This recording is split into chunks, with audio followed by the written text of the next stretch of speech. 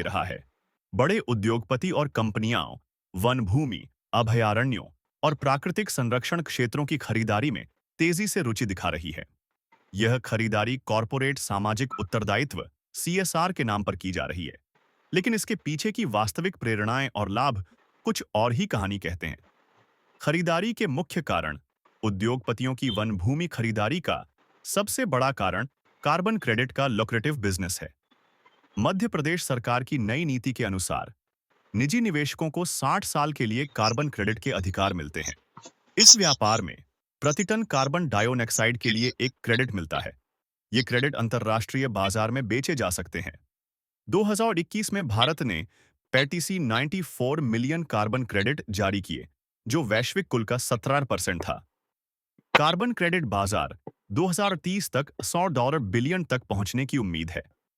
One संरक्षण अधिनियम 2023 में संशोधन के बाद राज्य सरकारों को निजी निवेश की अनुमति मिली है।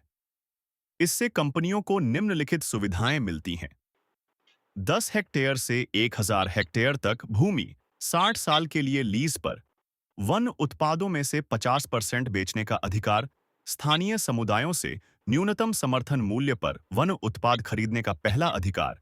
कंपनीज एक्ट 2013 के अनुसार बड़ी कंपनियों को अपने औसत शुद्ध लाभ का 2% सीएसआर पर खर्च करना अनिवार्य है।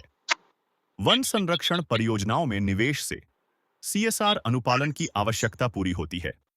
टैक्स बेनिफिट मिलता है, कंपनी की ग्रीन इमेज बनती है। कंपनियों को मिलने वाले व्यावहारिक लाभ, कार्बन क्रेडिट व्यापार, यह सबसे बड़ा आर्थिक लाभ है। कंपनियां वृक्षारोपण के बाद प्राप्त कार्बन क्रेडिट को अंतर्राष्ट्रीय बाजार में बेच सकती है।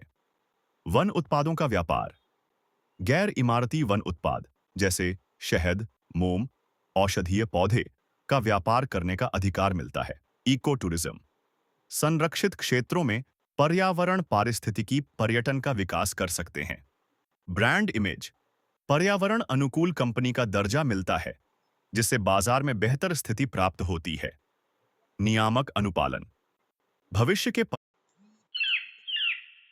पर्यावरणीय नियमों से बचाव का साधन मिलता है। ईएसजी स्कोर में सुधार, निवेशकों के लिए आकर्षक ईएसजी, पर्यावरण, सामाजिक और प्रशासन रेटिंग मिलती है।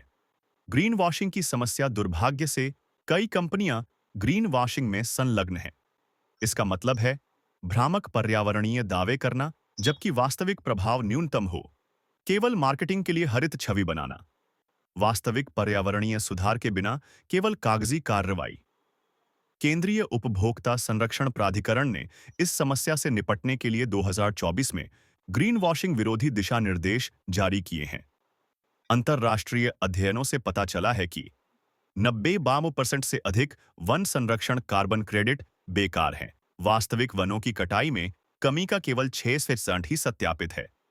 कई परियोजनाएं अतिरंजित दावे करती हैं। वर्तमान परिस्थिति और चुनौतियां, सरकारी रुख, वन विभागों के बजट की कमी के कारण सरकार निजी निवेश को प्रोत्साहन दे रही है। मध्य प्रदेश में 3.7 मिलियन हेक्टेयर क्षतिग्रस्त वन भूमि है, जिसके लिए सरकार के पास पर्याप्त फंड नहीं है। कानूनी ढांचा, वन संरक्षण अधिनियम 2023 के संशोधन से निजी कंपनियों को पहले से कहीं अधिक अधिकार मिले हैं। आदिवासी समुदायों पर प्रभाव, वन अधिकार अधिनियम 2006 के बावजूद 250 मिलियन से अधिक वन आश्रित लोगों को अभी भी अधिकार नहीं मिले हैं।